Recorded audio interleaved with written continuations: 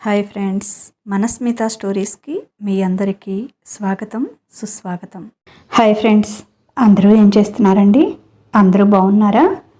మీ అందరూ చాలా చాలా బాగుండాలని మరీ కోరుకుంటుంది మీమా లక్ష్మీకంఠ. సరే, ఇక కథలోకి వెళ్దామా? అభిమానమా అహంకారమా రెండో భాగం. అందరినీ కోపంగా చూసి మీ అందరి అంతూ తేలుస్తాను అంటూ విసురుగా బయటికి వెళ్ళిపోతుంది లత. ఒరేయ్, ఆ పిల్లని పిలువురా అంటోంది సావిత్రమ్మ. తనని నేను పొమ్మనలేదు. తను రావాలనుకుంటే వస్తుంది, వద్దు అనుకుంటే వెళ్ళిపోతుంది. వదిలేసేయమ్మా అన్నాడు బాధగా సుశాంత్. అమ్మా, వదిన తప్పకుండా వస్తుంది. తను మన వదినలా మారి వస్తుంది. మనమంతా ఇలాగే ఉంటే తను లైఫ్ లాంగ్ ఇలాగే ఉండిపోతుంది. నువ్వు ఊరుకోమ్మా, బాధపడకు. కొద్ది రోజులు పోతే తప్పకుండా మంచి ఏమిటో చెడేమిటో తెలుసుకొని మన దగ్గరకు వస్తుంది అన్నాడు సుశీల్. ఏమోరా నాయనా, నాకంతా అయోమయంగా ఉంది. కానీ కోడలు ఇలా వెళ్ళిపోవటం నాకేమీ బాగాలేదు అని బాధపడింది సావిత్రమ్మ. లత పెళ్లి జరిగి సంవత్సరం అయింది. ఆమె పెళ్లి కంటే 10 రోజుల ముందు పెద్దన్నయ్య పెళ్లి కూడా తమ కంటే 4 మెట్లు పైన ఉన్న ఓ బిజినెస్ మ్యాన్ కూతురుతో జరిగింది. కన్యాదానం చేయాలని అన్నయ్య కొంచెం ముందుగా పెళ్లి చేసుకున్నాడు. తన పెళ్లి తర్వాత వెంటనే చిన్నన్నయ్య తను ప్రేమించిన అమ్మాయిని పెళ్లి చేసుకున్నాడు. చిన్నన్నయ్య భార్య బాగా చదువుకుంది. వాళ్ళు అంత ఆస్తిపరులు కాకపోయినా చిన్న వదిన అన్నయ్యతో పాటే పెద్ద జాబ్ చేస్తోంది. పెద్ద వదిన కూడా చదువుకుంది, కానీ తనకి జాబ్ చేసే ఆసక్తి లేనందువల్ల బిజినెస్లో అన్నయ్యకు సలహాలిస్తూ ఇంట్లో ఉండి ఇంటిని సరిదిద్దుతూ ఉంటుంది. లత పెళ్లి జరిగాక పెద్దగా పుట్టింటికి రాలేదు. పండగలకి పబ్బాలకి వచ్చినా ఏదో 1-2 రోజులు ఉండి వెళ్ళిపోయేవాళ్ళు. అందుకే తన పుట్టింట్లో జరిగిన మార్పుని గమనించలేదు లత. ఇదివరకు తన పుట్టింట్లో ఆడదిక్కు లేదు. అమ్మ తన చిన్నప్పుడే చనిపోయింది. అప్పటినుంచి నాన్నగారు రెండో పెళ్లి చేసుకోకుండా చేతి నిండా డబ్బు ఉండటంతో పని మనుషులతోనే ఇంటిని నడుపుకొచ్చారు. ఏడుస్తూ అర్ధరాత్రి ఇంటికి వచ్చిన చెల్లిని చూసి ఆ అన్నయ్యల హృదయం ద్రవించిపోయింది. చెల్లెలు చెప్పిన స్టోరీ విని అన్నయ్యలిద్దరూ కోపంతో మండిపోయారు. వాళ్ళు వచ్చి నీ కాళ్ళు పట్టుకునే వరకు నువ్వెక్కడికి పోనవసరం లేదు, నీకు ఈ అన్నయ్యలు ఉన్నారు అని చెల్లెలకి ధైర్యం చెప్పారు. నిశ్చింతగా కడుపు నిండా తిని వెళ్ళి తన గదిలో పడుకుంది లత. అది చూసి ఆశ్చర్యపోయింది చిన్న కోడలు లాస్య. భర్తతో గొడవ ఈ పుట్టింటికి వచ్చి అన్నయ్యల దగ్గర అంత ఏడ్చింది. అంతలోనే ఎలాంటి చీకు చింత లేకుండా హ్యాపీగా తినేసి పడుకుంది. ఏంటో తేడాగా ఉందబ్బా అనుకుంది. అదే మాట వసుధతో అంది. వసుధ నవ్వి ఊరుకుంది. సావిత్రమ్మ ఆ ఇంటి పెద్ద కోడలు వసుధకి ముందుగానే ఫోన్ చేసి విషయం చెప్పింది. భార్యాభర్తల మధ్య ఏదో చిన్న మాట పట్టింపు వచ్చి తను అలిగి పుట్టింటికి బయలుదేరింది. 4 రోజులు ఉంచుకొని సర్ది చెప్పి పంపించమ్మా అని చెప్పింది. సరే పెద్దమ్మగారు, మీరంతగా చెప్పాలా? నేను చూసుకుంటాలేండి. మీ కోడల్ని భద్రంగా మీ ఇంటికి పంపిస్తాను అని చెప్పింది వసుధ. అక్కడ సావిత్రమ్మ గారు చూస్తే అంతగా బాధపడుతున్నారు. కానీ ఈ పిల్లకి ఇలా జరిగిందని ఇసుమంత కూడా బాధ ఉన్నట్లు లేదు. లాస్య అన్నట్లు ఏదో తేడాగానే ఉంది. చిన్నగా కనుక్కుందాం అనుకుంది వసుధ. 4 రోజులు లతని తన ఇష్టానికి వదిలేసింది వసుధ. ఆమె ప్రవర్తన చాలా తేడాగా అనిపించింది. అసలు ఎవరిలో కలవటం లేదు. లాస్యతో తనతో అంటి మొట్టనట్లే మాట్లాడుతుంది. టైంకి ఏం కావాలన్నా అన్నయ్యలకి చెప్పి తమతో ఏర్పాటు చేయించుకుంటుంది. అసలు ప్రాబ్లం ఇదే అనుకుంటా. విషయం పూర్తిగా తెలుసుకోవాలి అనుకుంది వసుధ. వసుధ వచ్చాక ఇంట్లో పని మనుషులందరినీ మాన్పించేసింది. ఉదయం తోటి కోడళ్ళిద్దరూ కలిసి అయినంత వరకు పని చేసుకుంటారు. మిగిలిన పని వాళ్ళు వెళ్ళాక వసుధ చేసుకుంటుంది. అదే పెద్ద బాధగా ఉంది లతకి. ఇదివరకైతే పని మనుషులు ఉంటే వాళ్ళకే ఆర్డర్లు వేసేది. ఇప్పుడు వదినకి అలా ఆర్డర్ వేయలేదు కదా. తన అత్తగారింట్లో తన నోట్లోంచి మాట రాకుండానే అన్నీ అమర్చి పెట్టేవాళ్ళు. ఇక్కడ వదిన అడగందే ఏదీ చేయటం లేదు. లత అత్తగారింట్లోలాగే 8 గంటలకు లేచి వచ్చి హాల్లో కూర్చొని టీవీ పెట్టి పేపర్ పట్టుకొని కూర్చుంది కాఫీ కోసం ఎదురు చూస్తూ. లత, ఇట్రా అని పిలిచింది వసుధ. ఏంటి వదిన అంది. ఏమీ లేదు, ఈ కాఫీ తీసుకెళ్ళి మీ అన్నయ్యలకిచ్చి నువ్వు కూడా తాగి ఎంగిలి కప్పులు తెచ్చి వాటితో పాటు సింక్లో కొన్ని గిన్నెలు ఉన్నాయి, అవి కడిగేసాయి అంది. పెద్ద వదినకి అలా సింక్లో అంట్లు ఉంటే చాలా చిరాకట. వదినని అదోలా చూసి కాఫీ తీసుకువెళ్ళి అన్నయ్యలకిచ్చి తను కూడా తాగి ఆ కప్పుల్ని అక్కడే టీపాయ్ మీద పెట్టింది. పెద్దన్నయ్య ఎవరో ఫోన్ చేస్తే మాట్లాడుతూ అక్కడి నుంచి లేచి బయటికి వెళ్తూ చూడకుండా టీపై కాలికి తగిలి కప్పులు మొత్తం కింద పడి బళ్ళున పగిలాయి. వదినలిద్దరూ కిచెన్లోంచి పరిగెత్తుకుంటూ వచ్చారు. అన్నయ్య వదిన మీద ఇంతెత్తున లేచాడు. కాఫీ తాగాక కప్పులు తీయాలని తెలియదా అని. కాఫీ తాగింది మీ ముగ్గురే కదా, రోజూ కాఫీ తాగాక తెచ్చి మీరే సింక్లో పెడతారు కదా. అక్కడికి నేను లతకి చెప్పాను, కాఫీ తాగాక ఖాళీ కప్పులు తెచ్చి కడగమని. నన్ను అరుస్తారేంటి అంది సీరియస్గా వసుధ. వసుధ చాలా స్ట్రిక్ట్. ఇంట్లో ఆ విషయం అందరికీ తెలుసు. ఆయన కాఫీ తాగి చాలాసేపు అవుతుంది కదా, ఇంకా అక్కడే పెట్టావేంటి లత? ఎంగిలి కప్పులు ఎవరైనా టీపై మీద పెట్టుకుంటారా ఎదురుగా? చూడటానికి ఎంత అసహ్యంగా ఉంటుంది అన్నాడు. ఎప్పుడూ మాటానని అన్నయ్య అలా అనేటప్పటికీ ఆశ్చర్యంగా అన్నవైపు చూసింది. సరే సరే అవి ఎత్తండి అంటూ ప్రశాంత్ ఫోన్ మాట్లాడుతూ బయటకు వెళ్ళిపోయాడు. చిన్నన్నయ్య కూడా తనకు ఆఫీస్ టైం అవుతుందని ఫ్రెష్ అవ్వడానికి వెళ్ళాడు. లత, ఆ పెంకులెత్తి అక్కడంతా క్లీన్ చేసాయి అని ఆర్డర్ వేసి, లాస్య నీకు కూడా ఆఫీస్కి టైం అవుతుంది కదా, వెళ్ళి రెడీ అవ్వు, మిగతా వంట నేను ఫినిష్ చేస్తాను అంటూ వసుధ కిచెన్లోకి వెళ్ళింది. స్టన్ అయిపోయి అలాగే చూస్తూ ఉంది లత. అత్తగారింట్లో ఇలా చాలాసార్లు జరిగింది. తను తాగి కప్పు ఎప్పుడూ టీపై మీదే పడేస్తుంది. అది ఎవరో ఒకరి కాలో చెయ్యో తగిలి కింద పడుతుంది. ఎక్కువగా తనే పడేస్తుంది. అయినా కానీ అక్కడ ఎవరూ నోరెత్తి ఒక్క మాట కూడా అనలేదు. సావిత్రో స్నేహో వాళ్ళు పనిలో ఉంటే సుశాంత్ లేకపోతే సుశీలైనా క్లీన్ చేసేవాడు. తను మాత్రం అది తన పని కాదు అన్నట్లు మహారాణిలా దర్జాగా అలాగే సోఫాలో కూర్చొని టీవీ చూస్తూ ఉండేది. కళ్ళల్లో నీళ్లు తిరుగుతుండగా వెళ్ళి డస్ట్ ఎత్తుకునే చేటా తెచ్చి పగిలిన మొక్కలన్నీ ఏరివేస్తుంటే అది గుచ్చుకొని చివ్వున రక్తం చిందింది. అది చూసి అమ్మా అని పెద్దగా కేక పెట్టింది. వసుధ బయటికి వచ్చి ఏమైంది అంది టెన్షన్గా. రక్తం కారుతున్న వేలు చూపించింది.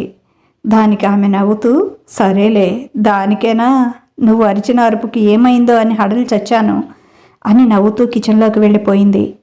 అంటే తన వేలు కోసుకుని రక్తం కారుతున్నా ఇక్కడ వీళ్ళకి లెక్కలేదా?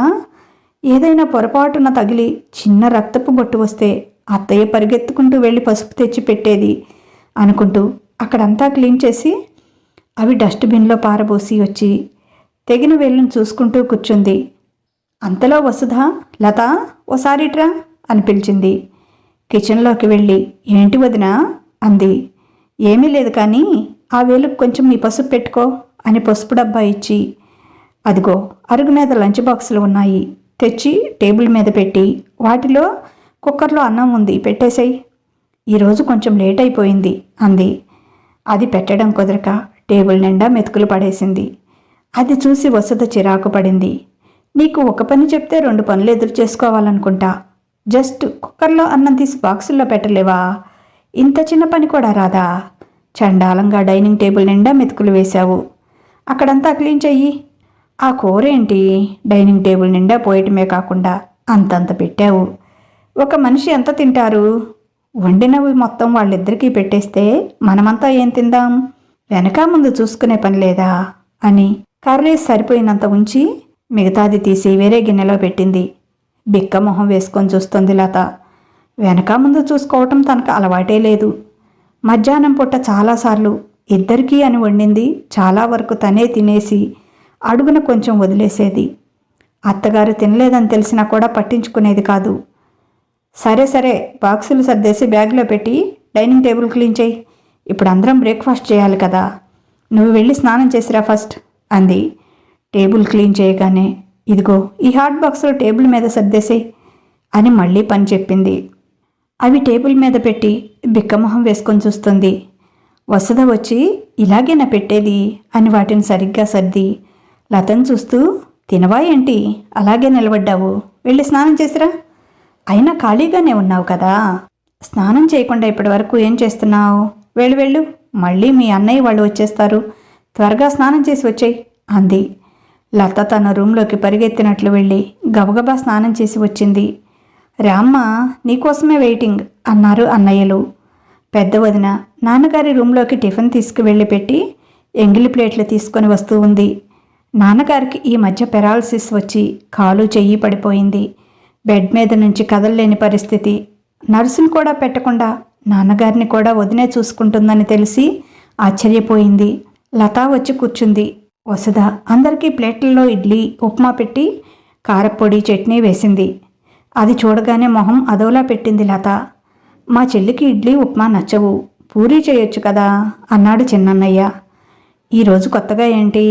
ఉదయం మీరు ఆఫీస్కి వెళ్ళే టైంకి వంటంతా కావాలి, బ్రేక్ఫాస్ట్ కావాలి, ఇంట్లో పనులు కావాలి. మార్నింగ్ ఎంత హడావుడిగా ఉంటుందో తెలుసు కదా. అలాంటివి ఏదైనా కావాలంటే సండేనే. తనకి కావాలంటే ఫ్రిడ్జ్లో పిండి ఉంది, వెళ్ళి చేసుకోమనండి. నేనేమైనా కాదన్నానా అంది వసుధ. నీకు నచ్చకపోతే నువ్వు వెళ్ళి వేరే ఏదైనా చేసుకోలతా అన్నాడన్నయ్య. తనకి వస్తేగా చేసుకోవటానికి, చేసి పెడితే తినటం మాత్రమే తెలుసు తనకి. అవసరం లేదన్నయ్యా, ఇదే తింటాను అంది. అయినా ఈ కొత్త అలవాటేంటి? ఇంట్లో ఏది చేస్తే అదే అందరూ తినాలి కానీ మనిషికి ఒక రకం చేస్తారా ఎక్కడైనా? ఇడ్లీ కూడా మామయ్య గారి కోసం ఎలాగూ చేస్తున్నాను కదా అని చేశాను, లేకపోతే ఉప్మా ఒకటే చేసేదాన్ని. రకరకాలుగా చేయటానికి ఇదేమైనా హోటలా అంది వసుధ. కూర్చొని తినటం తప్ప చిన్న హెల్ప్ కూడా చేయరు. వీళ్ళకి అసలు ఏమీ తెలియటం లేదక్క. రేపటి నుంచి వీళ్లతో కూడా పని చేపించాలి. అప్పటికి కానీ అర్థం కాదక్క అంది లాస్య. ప్రశాంత్ నవ్వుతూ, మీ వదినకి వంటవాళ్ళు చేసినవి నచ్చవమ్మా. ఇంట్లో వాళ్ళకి తన చేతితో చేసి పెట్టడమే తనకిష్టం. అందుకే వంట మనిషిని తీసేసింది. వదిన వాళ్ళిద్దరూ చక్కగా వంట చేస్తారు. నువ్వు కూడా వాళ్ళ దగ్గర నేర్చుకో. రేపటి నుంచి మీ అన్నయ్యలకి నీ చేతులతో వెరైటీలు చేసి పెడదువు గాని అన్నాడు అన్నయ్య. గొంతులో పచ్చి వెలక్కాయ పడ్డట్టు అయింది లతకి. బిత్తర చూపులు చూస్తూ పిచ్చి నవ్వు నవ్వుతూ ఉండిపోయింది. బ్రేక్ఫాస్ట్ చేసి పెద్దన్నయ్య తన కంపెనీకి, చిన్నన్నయ్య వదిన ఆఫీస్కి బయలుదేరారు. లాస్య, ఒక్క నిమిషం ఉండు అని పెద్ద వదిన తన రూమ్లోకి వెళ్ళి ఓ డైమండ్ నెక్లెస్ తెచ్చి లాస్య మెడలో వేసింది. ఇదిగో ఈ జుమ్కీలు, బ్రాస్లెట్, బ్యాంగిల్ కూడా పెట్టుకో, దానికి మ్యాచింగ్ బాగుంటాయి. ఇందాకే ఇద్దామనుకున్నాను, పని హడావుల్లో మర్చిపోయాను అని బాక్స్ లాస్య చేతిలో పెట్టింది. ఇప్పుడు ఎందుకక్క? ఇవి కొన్నాక నువ్వు ఒక్కసారి కూడా వేసుకోలేదు, ముందే నాకు వేస్తున్నావు. ఇంత ఖరీదైనవి ఆఫీస్కి ఎందుకులే అక్క అంది లాస్య. నువ్వేమైనా చిన్నపిల్లవా పోగొట్టుకోవడానికి? ఆఫీస్లో ఏదో పార్టీ ఉందన్నావుగా. ఇప్పుడు ఎలాగూ ప్రవీణ్ నిన్న ఆఫీస్ వరకు దించుతాడు, సాయంత్రం తీసుకొస్తాడు. నువ్వేమీ బస్సుల్లో వెళ్ళి రావటం లేదు కదా, ఎక్కడైనా పోతాయేమో అని భయపడటానికి అని బ్రాస్లెట్, బ్యాంగిల్ తనే వేసింది. నువ్వు కూడా 2 రోజుల్లో ఏదో ఫంక్షన్కి వెళ్ళాలి అన్నావు కదక్క, అప్పుడు వేసుకోవచ్చు కదా. ఎంతో ఇష్టపడి కొనుక్కున్నావు. నువ్వు అసలు ఒక్కసారి కూడా వేసుకోకుండా నేను వేసుకోవటం నాకే బాగాలేదు అంది. ఏయ్, నోరు మూసుకొని వేసుకో. నువ్వు వేసుకుంటే ఒకటి, నేను వేసుకుంటే ఒకటినా? నువ్వేమైనా పరాయి దానివా? ఎవరో బయట వాళ్ళలా మాట్లాడతావు అని మందలించి అవి వేసి పంపించింది. అది చూసి ఆశ్చర్యపోయింది లత. వాళ్ళిద్దరూ సొంత అక్క చెల్లెళ్ళు కాదు, కనీసం బంధువులు కూడా కాదు, కేవలం తోటి కోడళ్ళు. అయినా ఎంత అన్యోన్యంగా సొంత సిస్టర్స్లా ఉంటున్నారు అనుకుంటుంటే ఏదో గుర్తుకు వచ్చింది లతకి. పెళ్ళైన కొత్తల్లో ఓ రోజు తను సుశాంత్ బయటికి వెళ్ళారు. కాలేజ్లో ఏదో ఫంక్షన్ ఉందని ఫ్రెండ్స్ అంతా కాస్ట్లీ డ్రెస్సులు వేసుకువస్తారని, తన దగ్గర అంత మంచి డ్రెస్ లేదని తను డ్రెస్ వేసుకొని వెళ్ళింది స్నేహ. దానికి తను చాలా గొడవ చేసింది. అసలు నన్ను అడగకుండా నా డ్రెస్ తీసుకోవటానికి నువ్వెవరు? అసలు మేనర్స్ ఉందా నీకు? ఇలా వేరే వాళ్ళ బట్టలు అడగకుండా వేసుకోవటానికి సిగ్గుగా లేదా నీకు అని ఇంకా చాలా చాలా మాటలంది. ఏమీ లేని దానికి చాలా గొడవ పెట్టుకుంది. అది తను చాలాసార్లు వేసుకున్న డ్రెస్సే, కొత్తది కూడా ఏం కాదు. అయినా సరే పంతానికి వేరే వాళ్ళు ఒంటి మీద పెట్టుకున్న బట్టలు తను వేసుకోనని ఆ డ్రెస్ని తగలబెట్టేసింది. ఆ రోజు స్నేహ ఎంతగా ఏడ్చిందో. ఏడ్చి ఏడ్చి జ్వరం కూడా తెచ్చుకుంది. సుశాంత్ తనలో కొత్త రూపాన్ని చూసి ఎంత భయపడిపోయాడో. ఫస్ట్ టైం సుశాంత్ కళ్ళల్లో తన మీద కోపం, అసహ్యం చూసింది. ఆ డ్రెస్ ఖరీదెంత అని 5,000 రూపాయలు తీసి తన మొహాన కొట్టాడు. నువ్వసలు మనిషివా అన్నట్లు తన వైపు చూసి చెల్లెల దగ్గరికి వెళ్ళాడు ఓదార్చటానికి. సారీ అన్నయ్య, ఇంకెప్పుడు వదిన వస్తువులు తాకను, మన వదిననే కదా అని తీసుకున్నాను, సారీ అన్నయ్య అని సుశాంత్ని పట్టుకొని మరింత గట్టిగా ఏడ్చింది స్నేహ. ఇంట్లో వాళ్ళంతా తనని ఓ దయ్యాన్ని చూసినట్లు చూశారు, బెంబేలెత్తిపోయారు. ఆ రోజు నుంచి వాళ్ళకి తనకి పూర్తిగా చెడింది. అంతకుముందు వాళ్ళు వదినా వదినా అంటూ తనతో మాట్లాడటానికి, తనని వాళ్లలో కలుపుకోవడానికి ప్రయత్నించేవాళ్ళు. తను మాత్రం ఆ ఊ అని వాళ్ళంటే లెక్కలేనట్లుగా పొడిపొడిగా సమాధానం చెప్పేది. ఆ రోజు నుంచి అది కూడా లేకుండా పోయింది. ఆ రోజు నుంచి సుశాంత్కి తనకి మధ్య కూడా దూరం పెరిగింది. సుశీల్ అయితే ఆ రోజు నుంచి నిన్నటి వరకు తనతో ఒక్క మాట కూడా మాట్లాడలేదు. కానీ ఆ ఇంట్లో తనను ఎవరూ ఒక్క మాట కూడా అనేవారు కాదు. టైంకి తనకు అన్నీ అందించేవాళ్ళు. అంతే. తనేదో చాలా గొప్పదైనట్లు, వాళ్ళకి తనతో మాట్లాడే అర్హత లేనట్లు ఫీల్ అయ్యేది తను. ఇక్కడ వదిన చూస్తే ఎంతో ఆశ్చర్యం వేస్తుంది. పెద్ద వదిన చాలా ఉన్నత కుటుంబానికి చెందినది. ఆమె తండ్రికి తమకంటే చాలా ఆస్తులు ఎక్కువగా ఉన్నాయి. కానీ చిన్న వదిన వాళ్ళకి ఏమీ లేదు. చాలా పేద కుటుంబం. వదిన కష్టపడి చదువుకొని జాబ్ చేసుకుంటుంది. ఇప్పుడు ఆ వచ్చిన శాలరీ కూడా చాలా వరకు తన పుట్టింటికే పంపిస్తుందట. దానికి వదిన కానీ అన్నయ్యలు కానీ ఎవరూ అడ్డు చెప్పలేదు. నిన్ను ఇంత దాన్ని చేసిన వాళ్ళ రుణం తీర్చుకోవాల్సిన బాధ్యత నీకుంది. మీ తమ్ముడు చదువు పూర్తయి జాబు వచ్చి ఓ స్టేజ్కి వచ్చే వరకు నువ్వే వాళ్ళని ఆదుకోవాలి అని చెప్తుందంట పెద్ద వదిన. నిన్న చిన్నన్నయ్య చెప్తుంటే విని ఆశ్చర్యపోయింది. అంత ఆస్తిపాస్తులు ఉన్న పెద్ద వదిన ఎలాంటి భేషజం లేకుండా చిన్న వదినతో ఎంత కలివిడిగా ఎంత ప్రేమగా ఉంటుంది. వాళ్ళిద్దరినీ చూస్తే సొంత అక్క చెల్లెళ్ళు అనుకుంటారు అందరూ. అంత ప్రేమగా ఉంటున్నారు ఇద్దరు. తను 2000 డ్రెస్కి ఇంత హంగామా చేసింది. వదిన లక్షల ఖరీదు చేసే డైమండ్ సెట్ ఎంత ఈజీగా చిన్న వదినకు పెట్టేసింది అనుకుంది. అత్తగారింట్లో తన ప్రవర్తన గుర్తుకు వచ్చింది. ఎంత పొగరుగా ఉండేది తను. వాళ్ళంతా తన అడుగులకి మడుగులు వత్తాలి అన్నట్లు వ్యవహరించేది. చాలా అహంకారం చూపించేది. వాళ్ళని మనుషులుగా కూడా చూసేది కాదు తను అనుకుంటూ వదినల వైపే చూడసాగింది. వాళ్ళంతా వెళ్ళాక ఇంట్లో తను పనులు చేస్తూ చిన్న చిన్న పనులు లతకు కూడా చెప్పసాగింది వసుధ. అవి చేయటానికి చేతకాక లత ఇబ్బంది పడుతుంటే, మీ ఇంట్లో ఎంతమంది పనివాళ్ళు ఉన్నారేంటి అంది. పనివాళ్ళు ఏమీ లేరు వదినా, పనులన్నీ వాళ్లే చేసుకుంటారు అంది. మరి నీకు ఏ పని వచ్చినట్లు లేదు? కనీసం చిన్న చిన్న పనులు చెప్పినా చేయలేకపోతున్నావు. అసలు మీ ఇంట్లో నువ్వు ఏమైనా పని చేసేదానివా అంది. లేదు వదినా, నాకు వాళ్ళెవరూ పని చెప్పేవాళ్ళు కాదు. నేను చేసేదాన్ని కాదు అంది. అదెలా సాధ్యం? పనివాళ్ళు లేరంటే ఇంట్లో వాళ్ళంతా పని చేయాలి, తప్పదు కదా. పైగా నీ మరిది ఆడపడుచు కాలేజీకి వెళ్తున్నారు. నీ భర్త ఆఫీస్కి వెళ్ళాలి. ఆ టైంకి అన్నీ కావాలంటే చాలా కష్టం కదా. వాళ్ళు వెళ్ళాక మిగతా పని అంతా ఆ పెద్దావిడ మీద వేసి అలా ఊరికే చూస్తూ కూర్చునేదానివా అంది ఆశ్చర్యంగా వసుధ. సమాధానం చెప్పలేక తల వంచుకుంది లత. నాకు చిన్నప్పటి నుంచి పనులు చేయటం అలవాటు లేదు వదినా, నాకు చేత కాదు అంది. అదేమైనా పెద్ద బ్రహ్మాండమా చేత కాకపోవటానికి? ఈరోజు నేను చెప్పిన పనులు చేశావు కదా. ఈ పనులు ఇంతకుముందు ఎప్పుడూ చేయలేదు కదమ్మా నువ్వు. ఈరోజు ఎలా వచ్చాయి? చేస్తూ ఉంటే అన్నీ అవే వస్తాయి. అయినా ఇంట్లో అందరూ కష్టపడుతుంటే నువ్వు ఒక్కదానివే చూస్తూ కూర్చోవడం నీకే ఏమైనా బాగుంటుందా చెప్పు అంది అనునయంగా. ఆలోచనలో పడింది లత. సావిత్రమ్మ గారు ఎలాగో చెప్పదని స్నేహకి ఫోన్ చేసి ఏం జరిగిందో మొత్తం కనుక్కుంది వసుధ. సరే, 10 రోజులు మీ వదిన్ని నాకు వదిలేయండి. మా ఆడపడుచుకి అన్నీ నేర్పి పంపుతాను. తను తల్లి లేని పిల్ల, ఏమీ తెలియదు. అన్నయ్యలు తండ్రి గారాబంగా తనేదో మహారాణి అన్నట్లు పెంచారు. తనేమైనా పొరపాట్లు చేసి ఉంటే మీరు మనసులో పెట్టుకోకండి అని చెప్పింది. అయ్యో అక్క, అలాంటిదేమీ లేదు. మాకు వదిన మీద అసలు కోపం లేదు. వదినంటే అన్నయ్యకి ప్రాణం. వదిన వెళ్ళిన దగ్గర నుంచి అన్నయ్య మనసులోనే చాలా బాధపడుతున్నాడు. కొడుకు కాపురం ఇలా అయిందని అమ్మ కూడా కుమిలిపోతోంది. మా వల్ల ఇంతవరకు వచ్చిందని సుశీల్ నేను చాలా బాధపడుతున్నామక్క. ఎలాగైనా వదినకి సర్ది చెప్పి పంపించండి. తనని ఒక్క మాట కూడా అనము. ఇదివరకు కంటే ఇంకా జాగ్రత్తగా పువ్వులా చూసుకుంటాం అంది స్నేహ. చిన్నపిల్లవైనా ఎంత పెద్ద మనసే నీకు. అన్నీ తెలిసిన ఆరిందాలా మాట్లాడుతున్నావు అని నవ్వి, ఓ 10 రోజులు ఓపిక పట్టండి. మీ వదిన ఎలా ఉండాలి అనుకుంటున్నారో అలా తయారు చేసి పంపిస్తా అంది వసుధ. థ్యాంక్స్ అక్క, వదినను మరీ కష్టపెట్టకు.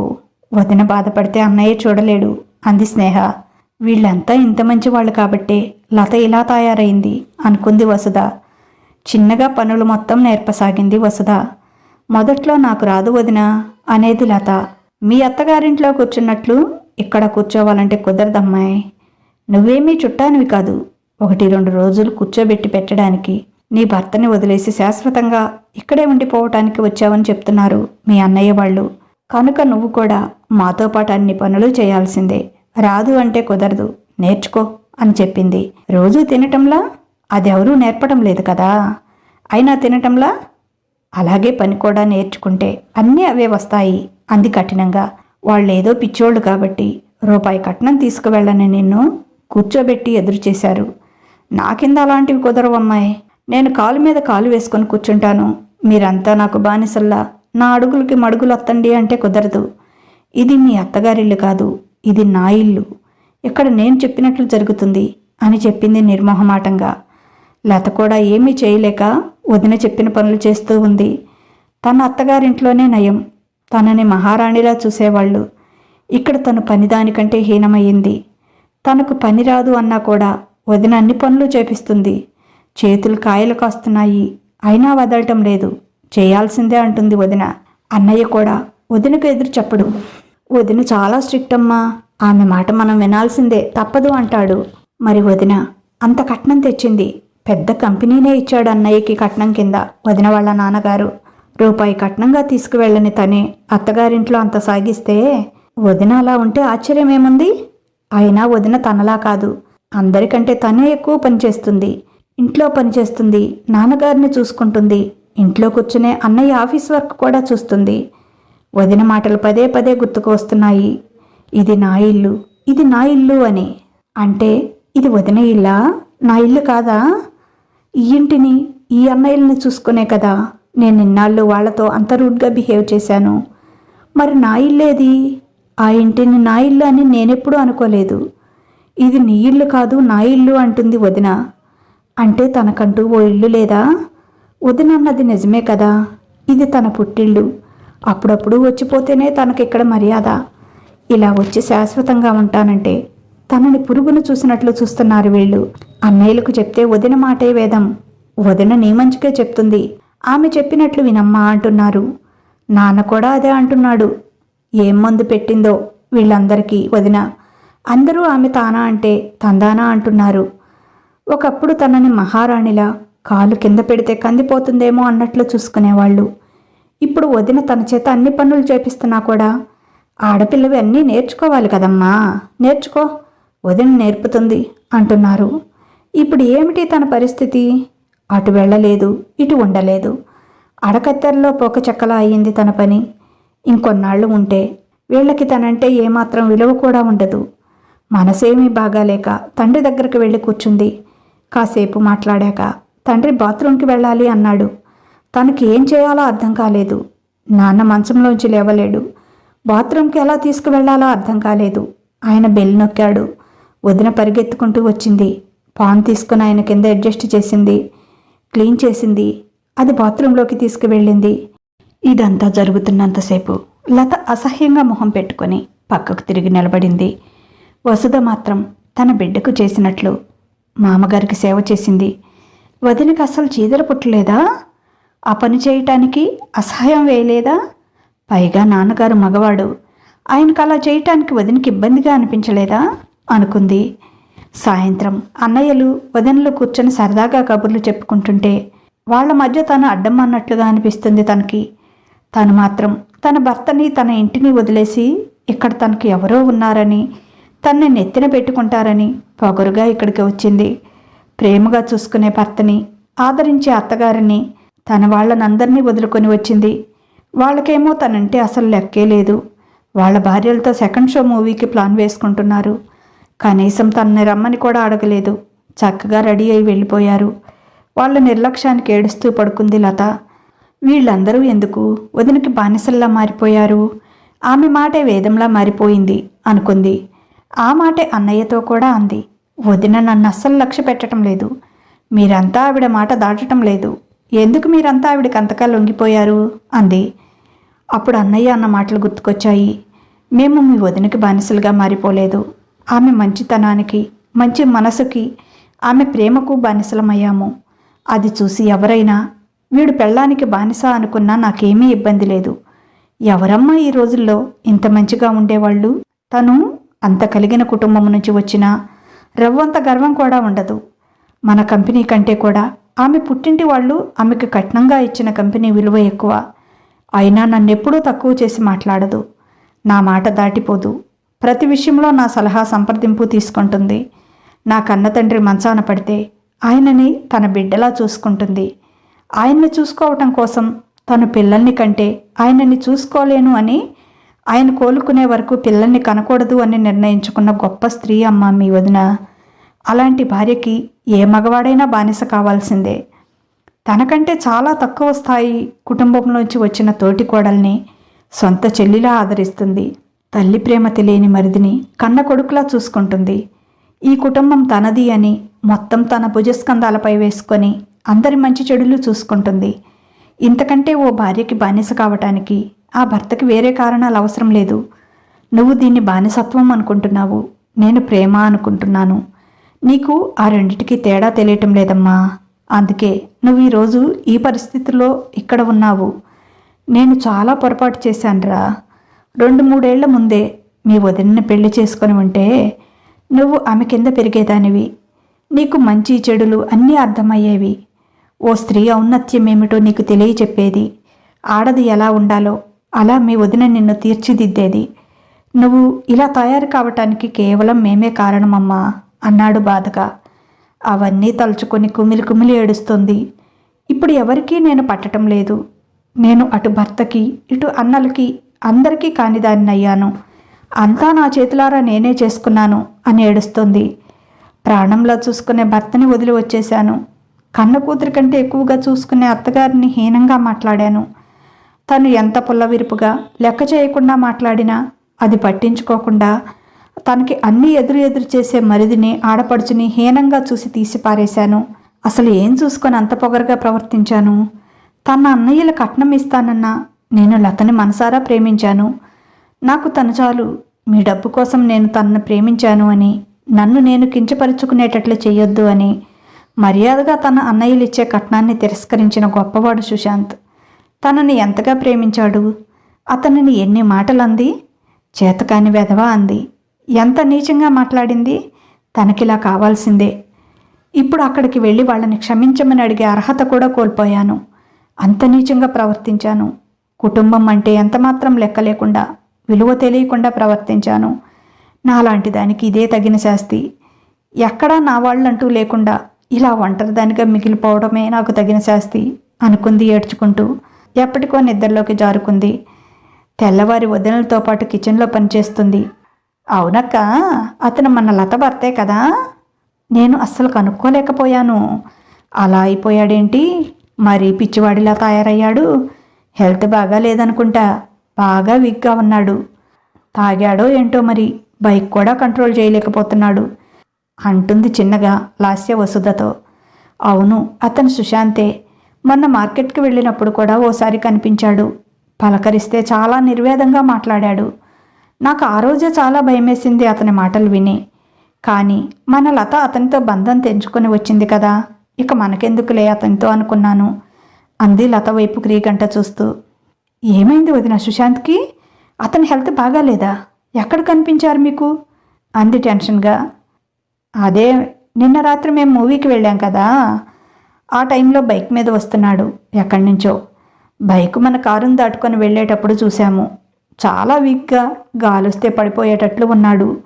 మొన్న మార్కెట్లో కనిపించినప్పుడు కూడా అలాగే ఉన్నాడు. ఏంటి సుశాంత్ ఇలా అయిపోయావు? హెల్త్ బాగాలేదా అంటే, నాదేముంది లేక, నేను ఉంటే ఎంత పోతే ఎంత, నన్ను పట్టించుకునే వాళ్ళెవరు అని ఏదో లైఫ్ అంతా నీతోటే ముగిసిపోయినట్లు మాట్లాడాడు. నాకేమైనా పర్వాలేదు, లతని జాగ్రత్తగా చూసుకోండి అక్క అన్నాడు. నువ్వు అతనిని వదిలిపెట్టి వచ్చినా అతనికి నీ పిచ్చి మాత్రం వదలలేదు అంది లాస్య ఎగతాళిగా. లాస్య మాటలు పట్టించుకోకుండా, నిజంగా సుశాంత్కి హెల్త్ బాగాలేదా వదినా అడిగింది వసుధని. నీకు అబద్ధం చెప్తే మాకేమొస్తుంది, చూసిందే చెప్పాము అంది లాస్య. నిన్ను ప్రాణం కంటే ఎక్కువగా ప్రేమించాడు. నువ్వేమో ఎడమకాలితో తన్ని పుట్టింటికి వచ్చావు. మరి అలా కాక ఇంకెలా అవుతాడనుకున్నావు? నా పెళ్ళాం నన్ను వదిలిపెట్టి వెళ్ళిపోయింది అని హ్యాపీగా ఎగిరి గంతులు వేస్తూ ఉంటాడనుకున్నావా? అంత ప్రేమించే భర్తను వదిలిపెట్టుకుని వచ్చావు. అసలెందుకు మీ ఇంటిని, నీ భర్తని, నీ వాళ్ళని వదిలేసి వచ్చావో నీకైనా అర్థమవుతుందా అంది వసుధ. వదిన, నాకు నిజంగా ఏమీ తెలియలేదు, ఏమీ అర్థం కాలేదు. ఎలా ఉండాలో తెలియదు, ఎలా ఉండకూడదో తెలియదు. నాకు చెప్పేవాళ్ళు ఎవ్వరూ లేరు. చిన్నప్పటి నుంచి కూడా ఎవరూ చెప్పలేదు. ఇక్కడికి వచ్చాక నిన్ను చూసే నేర్చుకున్నాను ఓ భార్య ఎలా ఉండాలి, ఓ కోడలు ఎలా ఉండాలి అని. నాకు బుద్ధి వచ్చింది వదినా. కానీ అక్కడికి వెళ్ళటానికి నాకు మొహం చెల్లటం లేదు. ఏ మొహం పెట్టుకొని వెళ్ళను? వాళ్ళని అన్నేసి మాటలని వచ్చాను. నన్ను ఎంతగా అసహ్యించుకుంటున్నారో. నేను వెళ్తే నన్ను ఇంట్లోకి రానిస్తారా? నా మొహమైనా చూస్తారో లేదో అని చేతుల్లో మొహం దాచుకొని ఏడుస్తోంది లత. పిచ్చిపిల్ల, వాళ్ళంతా నీ కోసం ఎదురు చూస్తున్నారు. నువ్వెప్పుడు వాళ్ళ దగ్గరికి వస్తావా అని. నువ్వు ఇంట్లోంచి వచ్చేటప్పుడు నీ భర్త ఏం చెప్పాడు గుర్తు తెచ్చుకో అంది. లత కాసేపు ఆలోచించి, నేనెప్పుడు మనసు మార్చుకొని వచ్చినా ఆ గుమ్మం నా కోసం తెరిచే ఉంటుంది అని చెప్పారు అంది సంతోషంగా. అది అతనికి నీ మీద ఉన్న ప్రేమ. నువ్వు వెళ్ళిపోయావని దిగులుపడి నీ మీద బెంగతో అలా తయారయ్యాడు. నువ్వు ప్రేమగా సుశాంత్ అని పిలువు, పరిగెత్తుకుంటూ వచ్చి నీ కౌగిట్లో వాలిపోతాడు. మీ అత్తగారు, నీ మరిది, నీ ఆడపడుచు వాళ్ళెవ్వరూ నిన్ను ద్వేషించటం లేదు ఇప్పటికీ కూడా. కానీ నీలో మార్పును మాత్రం కోరుకుంటున్నారు. ఆ ఇంటి కోడలిగా, సుశాంత్ భార్యగా, వాళ్ళకి వదినగా నువ్వు బాధ్యత తీసుకోవాలి అనుకుంటున్నారు. ప్రేమను పంచుకోవాలని అనుకుంటున్నారు. అంతేకాని వాళ్ళు ఎవ్వరూ నిన్ను ద్వేషించటం లేదు, కోప్పడటమూ లేదు. నువ్వు వాళ్ళని తప్పుగా అర్థం చేసుకున్నా వాళ్ళంతా నీ మంచినే కోరుకుంటున్నారు. నువ్వే వాళ్ళని అర్థం చేసుకోలేకపోయావు. ఇకనైనా నీ మనసును నువ్వు తెలుసుకొని అది కోరుకుంటున్న నీ భర్త దగ్గరికి, నీ ఇంటికి వెళ్ళు. నీలో ఈ మార్పు రావటం కోసమే నేను నీతో కొంచెం కఠినంగా ప్రవర్తించాను. అంతేకాని నా బిడ్డలాంటి నీ మీద నాకెందుకమ్మా కోపం? నీ భర్తతో కలిసి వచ్చి నువ్వు ఎన్ని రోజులు ఇక్కడ ఉన్నా మాకు అభ్యంతరం లేదు. మేము పండగ చేసుకుంటాము ఆడపడుచు ఇంటికి వచ్చినందుకు. అంతేకాని ఇలా భర్తని, అత్తగారింటిని వదిలేసి వస్తే అటు ఆ కుటుంబం, ఇటు ఈ కుటుంబం, 2 కుటుంబాలు నలిగిపోతున్నాయి నువ్వు చేసిన పనికి. మీ అన్నయ్యలు మనసులో ఎంత బాధపడుతున్నారో తెలుసా నీకు? నీ జీవితం ఏమవుతుందో అని. నువ్వు నీ భర్తతో, పిల్లా పాపలతో హ్యాపీగా ఉంటే మీ నాన్నగారికి, మీ అన్నయ్యలకి ప్రశాంతంగా సంతోషంగా ఉంటుంది. అర్థమైందా అంది. వదినా, నిన్ను ఒక్కసారి అమ్మా అని పిలవచ్చా అంది కన్నీళ్లతో లత. ఈ ఇంటి పెద్ద కోడలిగా మీ అమ్మ తర్వాత స్థానం నాదే కదా, తప్పనిసరిగా పిలవచ్చు. ఇప్పుడు నేను మీ అమ్మని కాదని ఎవరన్నారు అంది. అమ్మా, నాకు ఇలా అమ్మలా ఎవరూ చెప్పలేదమ్మా. మా అమ్మే నా కోసం మళ్ళీ నీ రూపంలో వచ్చింది అని వసుదని పట్టుకొని ఏడ్చేసింది. ఇంక నేను వెళ్తాను అంటూ బయటికి పరిగెత్తుతుంటే, ఆగు, వచ్చేటప్పుడు ఇలాగే వచ్చావు, పోయేటప్పుడు కూడా ఇలాగే పోతావా అని భర్తని మరిదిని పిలిచి లతకి పసుపు కుంకుమలు చీరా సారే పెట్టి, పద మేమే వచ్చి నిన్ను మీ అత్తగారింటి దగ్గర దించి వస్తాము. అదే నీకు మర్యాద, మాకు మర్యాద అంది. సుశాంత్ని చూడగానే ప్రాణం పోయినట్లు అనిపించింది లతకి. వదిన వాళ్ళు చెప్పిన దానికంటే ఘోరంగా ఉన్నాడు. తనని ఇంతగా ప్రేమించే వ్యక్తిన తన్నింత నిర్లక్ష్యం చేసింది అని నన్ను క్షమించండి అని అతని కాళ్ళపై పడి ఏడ్చేసింది. లేరా, నువ్వు కోపంలో ఏదో అంటే నేను కోపం తెచ్చుకొని గొడవని ఇంకా పెద్దది చేశాను. అందులో నీ తప్పు ఎంత ఉందో నా తప్పు అంతే ఉంది.